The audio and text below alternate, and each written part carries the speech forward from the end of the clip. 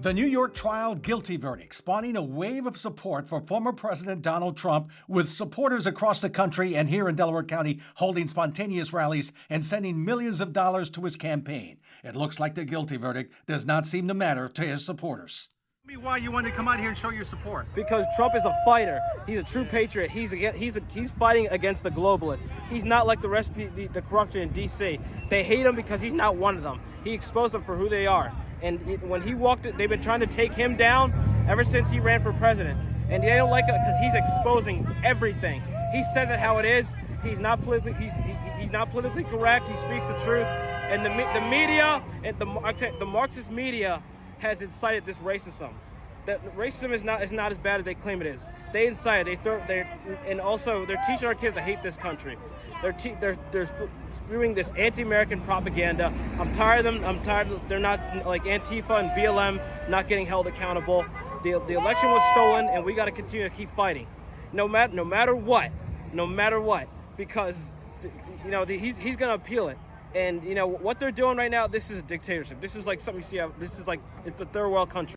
Hello and welcome to Street Beat, the official podcast of the Delaware County Republican Party. I'm Dan Cuellar, your host. Thank you for being with us today. America in uncharted territory. For the first time in its 247-year history, a former president has been convicted. The money started pouring in. The donation website for the Trump campaign actually crashed when a record number of donors tried to contribute whatever they could. The campaign now says it raised over $200 million. Trump's legal team vowing to appeal the verdict all the way to the Supreme Court if it has to. Judge Juan Merchan set sentencing of President Trump for July 11th, 4 days before the start of the Republican convention. His supporters are furious. We caught up with some of them at an impromptu rally for him in media. Believe the Constitution has been infringed with corrupt judges and everything is biased.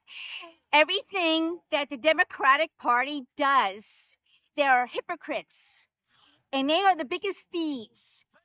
And it's just like, what's good for the goose, good for the gander. And they want us to be sheep. And I'm sick and tired of it. Because we got to let President Trump know that we're here for him. We're here for him. Hey, they started this. We're going to wait. Yep, we're going to end it. It's going to be all done. What do you think about what happened with that verdict yesterday? It's disgusting. It's disgusting. Travesty of justice. No justice there at all. None. We're with President Biden. We're Biden's a loser. We're with President Trump. He's our president. With us now is Frank Agovino, the chairman of the Delaware County GOP and a lifelong Republican. Frank, welcome again to the podcast. Great to be here. First of all, I'd like to get your reaction to the Trump trial verdict in New York. Well, sure. It was a sad day for America, certainly, to see the spectacle in New York. And, I think what's important to note of this situation, there's a lot of historical firsts that occurred here, right? But this speaks to one-party rule, right? This is part of the country here in New York where one party is in control of virtually all facets of government. From the judicial system to the legislative body, it's all one party. And that's very similar to what we see here in Delaware County, where one party is in control really unfettered. And when you have one group that's so ideologically aligned, it really forms a dangerous environment. And I think the former president saw that. And it's something that we should all be concerned about. And it's not just Republicans, Dan. It's moderate Democrats as well. An awful lot of people I speak to understand that one-party rule is not a great thing. And we're seeing this across the country, especially in places like Delaware County and Collar counties, where the Democrats have controlled, the legislative piece for a very long time now, and it's not what anybody really ever wanted. And it's so ideological, and it's so political that the work can't get done. And I think what Trump saw was, he never really had a chance, right? It was a group in a very democratic part of the world, and just from Jump Street, it wasn't going to bode well for him. Right. So It just goes to getting people involved. It just goes to embracing mail-in ballots. It goes to doing business differently. We can't have these populated areas of the country that are controlled by one party. Exactly. And that takes me to this. I heard Stephen Miller say the other night that Republicans need to unshackle themselves from their self-imposed restraint and be as ruthless in fighting to save America as the Democrats are in trying to destroy America. What's your take on that? Well, I think certainly, I mean, we never are in favor of violence, of course. But we do need to get more people involved, and we need to not be afraid to talk about being Republicans. It feels like over the last several years that too many people are almost apologetic to be Republicans. Right. But remember, what makes us Republicans is not out to hurt anybody. We're not out to wrong anybody. We just happen to disagree with a lot of our Democrat friends on issues that we think are the most important. And a lot of those are fiscal issues, immigration issues. There's a lot of things that just make us uniquely Republican. And our friends, they tend to want to operate government differently than us, and that's fine. And we need to be respectful of each other. But I think our opposition has done a pretty good job of painting us as extreme people. But the reality is, half the country is Republican, and these are everyday working people, and they don't like to hear that. And I think that's why there's a movement afoot. Again, working people, teachers, doctors, lawyers, custodians. It's all facets of America, and it's time, and it is happening, and we're seeing that even here in Delaware County, where we haven't won registration in quite a long time, but the last 3 months, Republicans have won registration. So there's something afoot for certain. People are getting tired of being told that they're wrong, and they want to be heard, and we're seeing that. We're excited to see it. You were just reelected as chairman of the Delaware County Republican Party for another 4-year term. Congratulations, bud. Thank you. So what are your goals for the next 4 years in this very pivotal time in our history, in American history, and here in Delaware County? Yeah, I think we have lots of goals. We have lots of work to do. I've been chairman for just 14 months. It was finishing a term of the previous chairman. Mm-hmm. So, taking a year plus to understand the lay of the land and the personalities and all the different things that were happening. And we patience can be painful sometimes, but we needed to learn and understand more. And I think, we're ready to launch a whole lot of initiatives this year. And I think at the top of the list is using technology in a different way, being able to reach independent voters, low propensity voters, young voters, to reach out to Republican women that have left our party. And even if they remain Republicans by registration, many of them are not voting Republican. So using this podcast is a perfect example, being able to reach people in different places, being able to reach them where they are. In addition to that, communicating better. We haven't really done a great job of communicating through the years. What makes up a party is the municipal leaders and the committee people. They do the most important work. So all the technology in the world is important, but it needs to provide cover for the work that the committee people and municipal leaders do every day.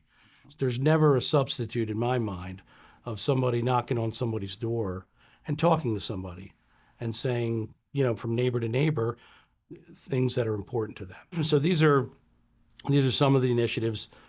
Mail-in ballots is definitely something we need to do better. I know, because a lot of Republicans have shied away from going to do mail-in voting. They didn't trust it, but it seemed to their detriment. Yeah, it's true, and there's probably a lot of reasons for that. Mail-in ballots came on the scene during COVID, right? And I think a lot of Republicans, especially seniors, considered that a byproduct of COVID. And the reality was it was here to stay, and a lot of folks didn't know it. So we were behind the eight ball, and the opposition was on it.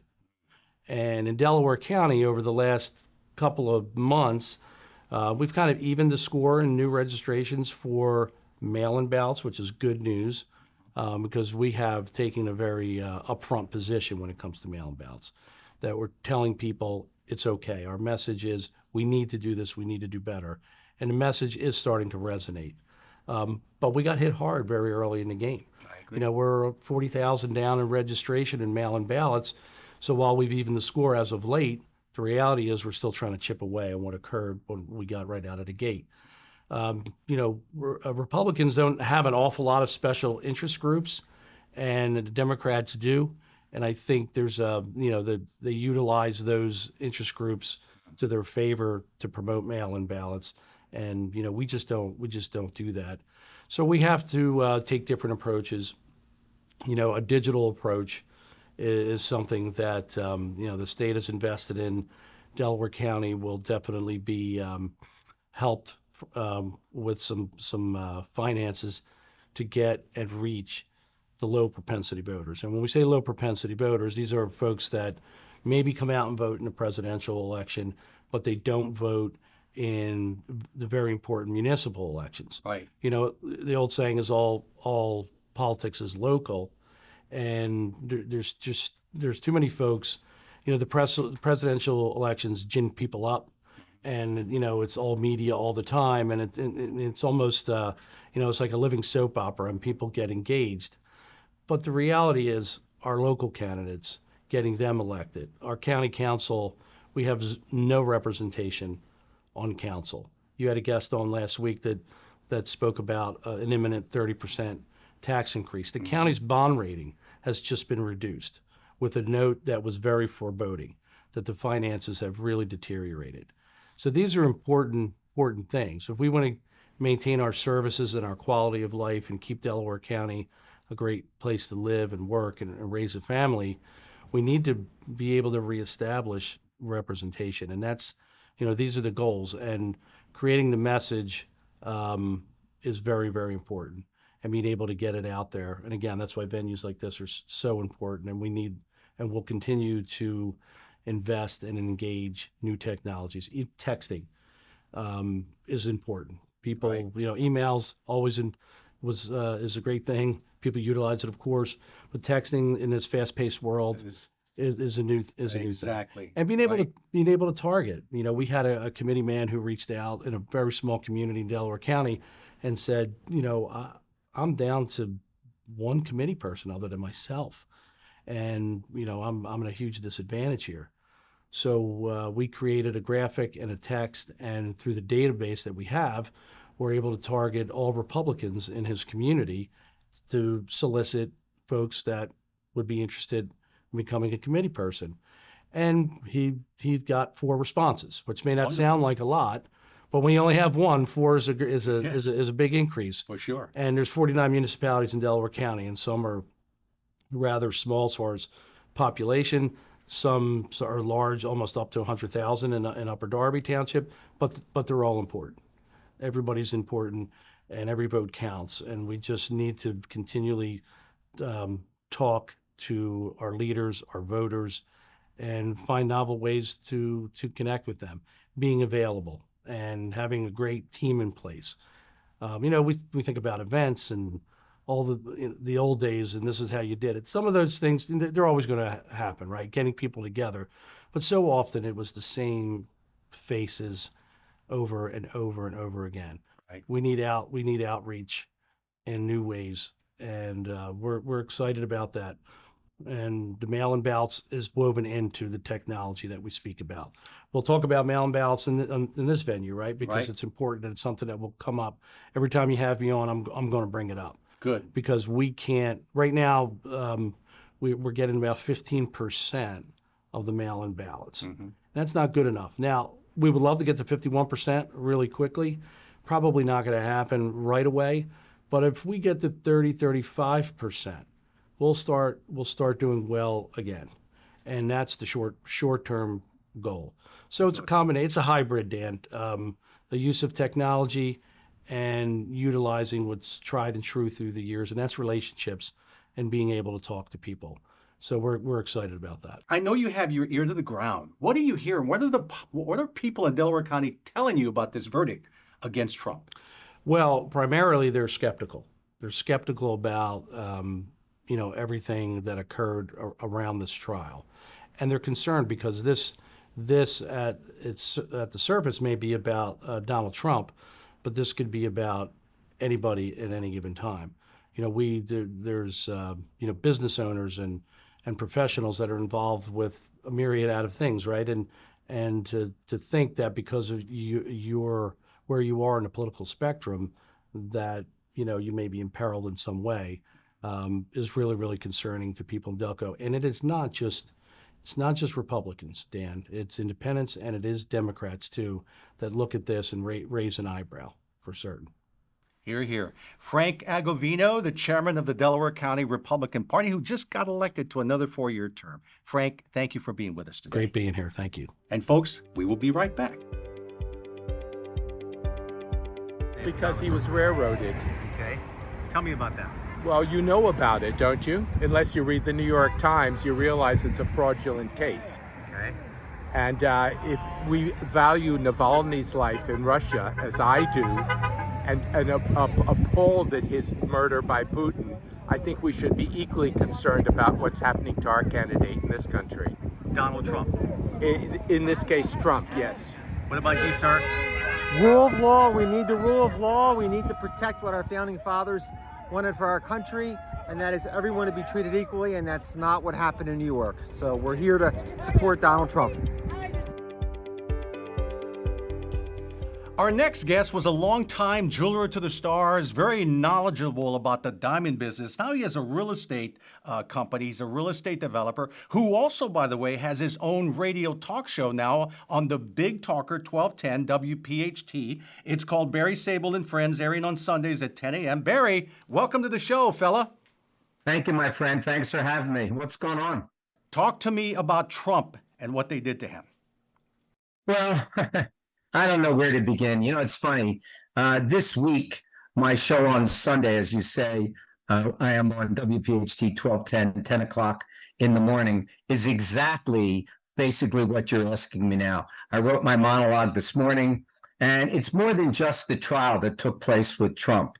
What we're going to be discussing is we're going back roughly 10 years to the Obama years, and we're going to take it from Obama straight through to all the mishaps that have happened to Donald Trump last week. I want to give you, for instance, because it's not just about Donald Trump, okay?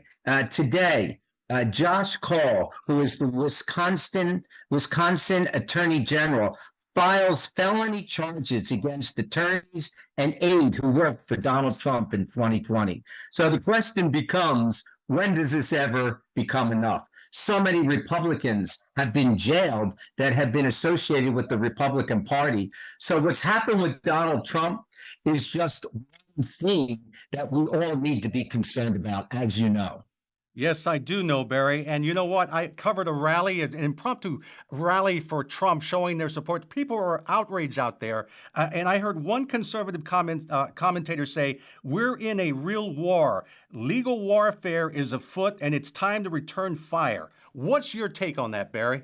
Well, let's go back. And you asked me initially about Trump, and then we'll go back to that. And obviously, everything is an opinion. When you're on the air, it's an opinion. Like today, I was watching Fox News today, and they had Fauci on yesterday, and they had Merrick Garland on today. In my world, this is all a theatrical show. All we do is spend money after money after money with inquiries about all of these things, and nobody ever has a problem. Hillary Clinton, let's go back to her when she was subpoenaed and whitewashed her laptop. Let's go to Clinton. He's had documents. Let's go to Biden, who was found by the Hunt report that he had documents, and it said that he was definitely in the wrong, but couldn't be prosecuted because he wasn't mentally capable. And here's a guy running the country.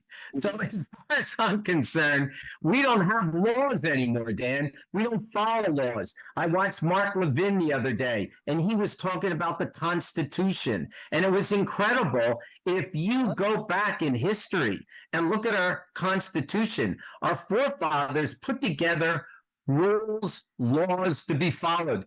We don't follow laws anymore, period. So what happened to Donald Trump was a complete catastrophe. Hopefully the appellate division, they will hear it, but he gets at least some kind of fairness. We say on my show all the time, Democratic grand jury, Democratic jury, Democratic judges, Democratic DA, Democratic prosecutors, Democratic attorney general. How do you think someone could possibly get a fair shake? I agree, Barry. Do you think they're going to try to throw him in jail? Well, I wouldn't put it beyond me and past me. I mean, look what they did. They brought a case that federally would not be prosecuted by federal authorities. So here, they brought a case state, and they brought in, I forget the guy's name. You know who he is. I'm sure you know who he is. So he had a big job under Merrick Garland. They brought him in to help prosecute. Everything is rigged. Right. Matthew Colangelo, he joined the Manhattan District Attorney's Office December 2022 while Bragg was still investigating Trump. That's right. So here's the point. The point is that 4 days ahead of the Republic National Conference, that's when they're going to sentence him, 4 days in advance. So to me, I don't trust this administration. I'm watching TV religiously and reading religiously. All you do is hear, we don't trust this administration. We don't trust this president. When have you ever heard in history where people are saying, we don't trust the president to get something done? So my answer is, I don't have faith in the judicial system, and I surely don't have faith in the White House. Barry Sable, thank you, my friend, for being with us. Plug your show. Tell us the audience when your show is. Of course, Sunday mornings, 10 o'clock, WPHT 1210. It'd be a pleasure to have you listen on. I think you'll find our show is kind of interesting. Wonderful. Thank you, Barry. My pleasure. Thanks for having me, Dan. Have a great day. You too. Folks, we'll be right back. Ma'am, tell me, how are you feeling right now? It's disgusting. It's really disgusting what they're doing, what the left is doing, what Biden's doing. It is, like she said, a travesty of justice. Yes. And this is going to solidify Trump's reelection easily. We need him. And it's not just for him. It's for us.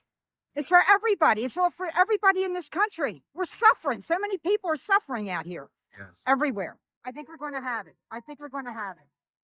We need to band together, everybody, including the left. But I don't know if that's going to happen, but we need it.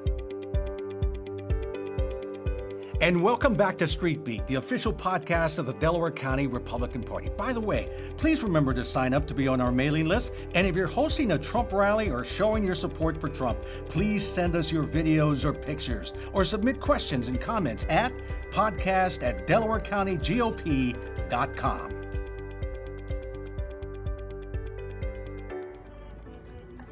Hello, this is Mike Woodin.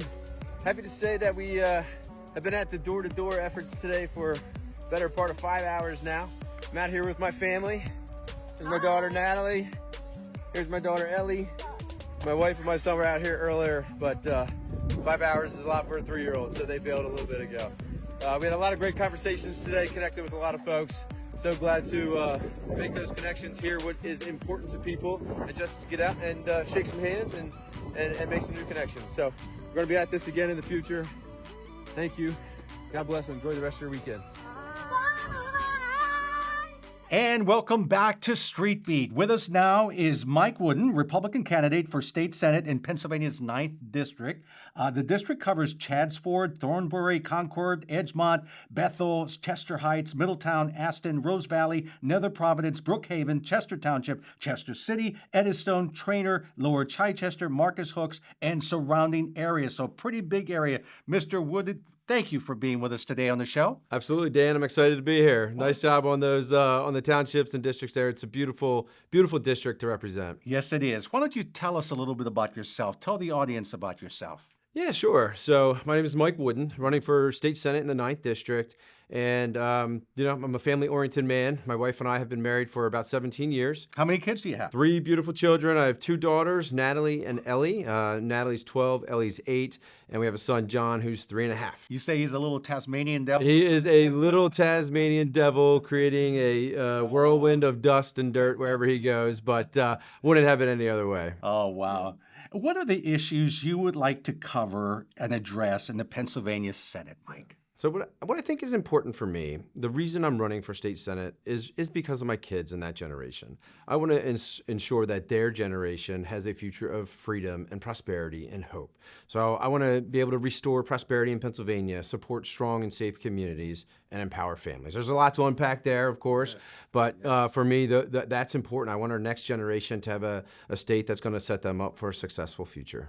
Mike, you know as well as I do in Delaware County, as in other parts of the country, many people are concerned about the economy and the increasing crime in their neighborhoods. What can you do in Harrisburg to help address some of these issues? Yeah, absolutely. And so for me, when I've been going door to door, I've been hearing that, right? The economy, the inflation problem that we have, crime, those are all top issues for our constituents. And so for me in Harrisburg, there's a lot that we can do. We can support our border, even though we're far, far away from our border, but we can support our border as a state.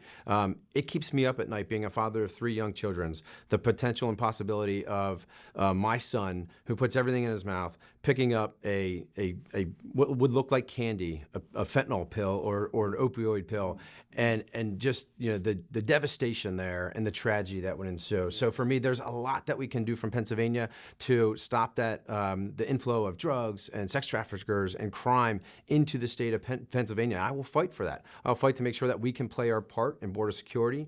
I will advocate to make sure that we are supporting law enforcement. Our law enforcement are frontline heroes. We need to make sure that they have the support, the resources, the training, and the tools that they need to be successful in their jobs. The police officers that I speak to say it's hard to get new recruits. They're not getting the support they need from a PTSD perspective. A lot of times we think about PTSD from the troops' perspective, and that's very important as well. But our law enforcement have PTSD from the problems and the challenges that they face on the job. So making sure our law enforcement is equipped and supported to keep our communities safer and our streets safe is something that I will most definitely advocate for. How would you position yourself as a candidate? A strong conservative or more of a moderate?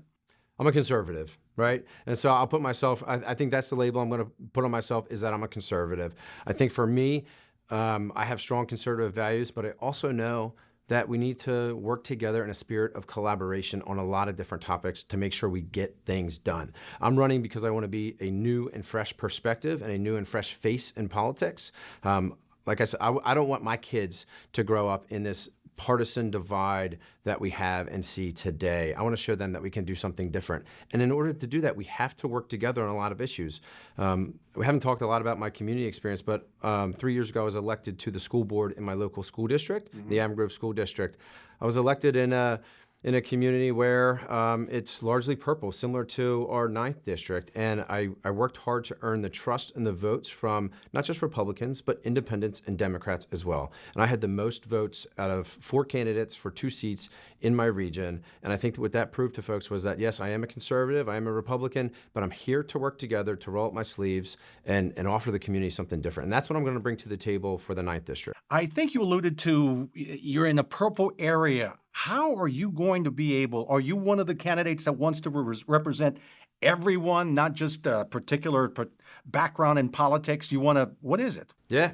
Yeah, that's a great question. And so for me, when I first started looking at running for this race, I looked at the 9th District. The 9th District, the sliver in Pennsylvania, it's a beautiful representation of our country. Where I'm from in Chester County, we have crop farms and dairy farms and mushroom farms. The district goes all the way to the city of Chester, and then we have everything in between. It's a purple district with Republicans, with Democrats, and independents. And so for me, I'm not here just for the Republican Party. I'm here for everybody in this district, and I will advocate for everybody in this district. Recently, I was on an interview in a radio station in the city of Chester, CMP Radio. I chose to do that interview, even though people said, Mike, don't waste your time in the city of Chester. There's not much you can do in the city of Chester. Just do just enough. Right? And for me, it was just enough. Yeah. That doesn't resonate for me. That's not why I'm running. Maybe I'm not a good politician because I'm not willing to do just enough. I'm going to go all in. I want somebody from Chester on my campaign team. I want somebody from Chester with me in Harrisburg. I want to have an office in Chester City. And so that's how seriously I take the diversity and all types of demographics within our district. Wow. By the way, what do you think of the Trump verdict? It's an interesting year to run for political office. And so for me, what we're seeing out of this is our country is going to be in turmoil as a result of this verdict. Again, I wish we could come together more as a country and bridge the divide that we are seeing. This verdict is going to stir up a lot of people on one side, and it's going to rally together a lot of people on the other side. I wish we had a fair system because from my lens, it looks more like a political witch hunt. Say what you want about the candidate himself, it doesn't look like it was a fair situation that he was put into. But again, I'm running to be a fresh face in politics. I'm running to be something new and something different. And that's why I'm running. That's what I'm concerned about. I'm concerned about the 9th District. I'm concerned about the state of Pennsylvania. And we're going to take care of business. Well, I tell you what, it is refreshing to hear someone with such passion as you have in this election and understanding what the issues are that are affecting all of us. Thank you so much for being with us. Mike Woodin, Republican candidate for State Senate in Pennsylvania's 9th District. I think this guy is going to get somewhere. Thank you, Dan. I appreciate the time. Thank you so much.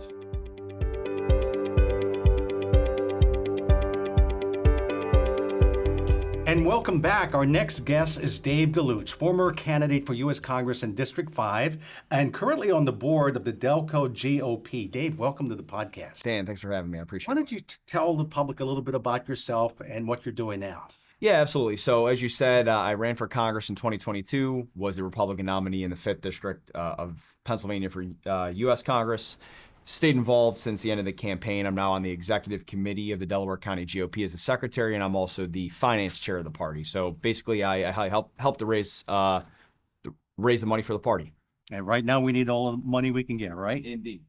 Can you elaborate on the general uses for which the Delaware County GOP allocates its funds? Yeah, absolutely. So there's part of it which would go into operations. So I would say keeping the lights on here at headquarters, right? So paying the utility bills, keeping the lights on, and keeping the core staff employed in, let's say, keeping the trains moving on time when it comes to the party. Right. Doing things like making the sample ballots for the individual townships, doing all of those support activities for the municipal parties. Then additionally, we use money to get our message out, right? So the 3 M's of politics: money, manpower, and message, right? And you need money to power the other 2. So you need money to put behind your message, say to get this podcast out on social media or to do, targeted social media posts, to send out text, that sort of thing. And then you also have the manpower side of the house. So hiring canvassers to go door to door, to chase mail-in ballot applications, to work the polls on election day. So a host of different things you need money for. And that is also trying to get voter registration, getting people to register to vote that might not otherwise be. That takes volunteers and or paid staff to get that stuff done, right? Absolutely. Obviously, we rely on the committees, which are obviously elected positions and they're voluntary. But we need more than just the volunteers, especially when it comes to targeting key areas of the county, or say areas we really think we need extra help in, and that's where applying some money to the situation to A, get the message out, and B, get people on the street is key for us. Now, how does the Delaware County GOP fundraising efforts go to support candidates across the county? Yeah, so I think, again, the first way is sample ballots. So having a sample ballot with our candidates actually listed on them makes a huge difference, right? For however much you knock doors, however much you put the message out, there's always going to be a sizable number of voters who just know they have to go to the polls on election day, but they may not know who the candidates are. So having the sample ballot there to be, have someone there to greet them with a sample ballot helps to get name ID out there.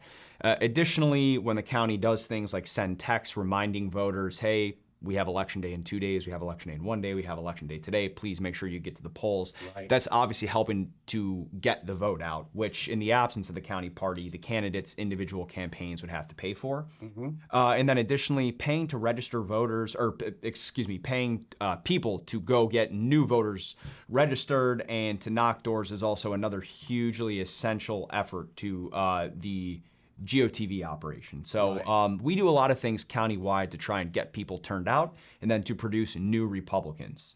In the absence of those county efforts, 10, 12 candidates would have to coordinate together, and that would be really, really difficult to do. I think you mentioned the 3 M's in politics: manpower, message, and money. Yeah. Can you explain why money is so crucial in enabling these causes? Yeah, absolutely. Especially with the rise of social media and especially targeted social media efforts, it's totally transformed politics, right?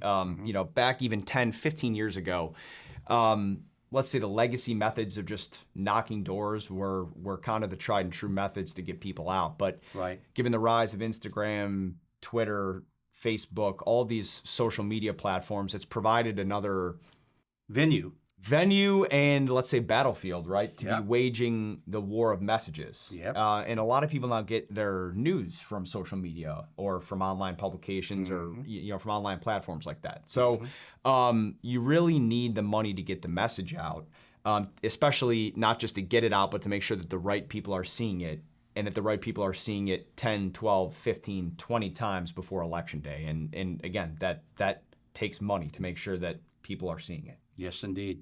Finally, what message would you like to share with our viewers about the importance of supporting political campaigns and the impact it can have on local elections? Yeah, look, I mean, it's absolutely essential to support the candidates who you believe in and to support a party that you believe in.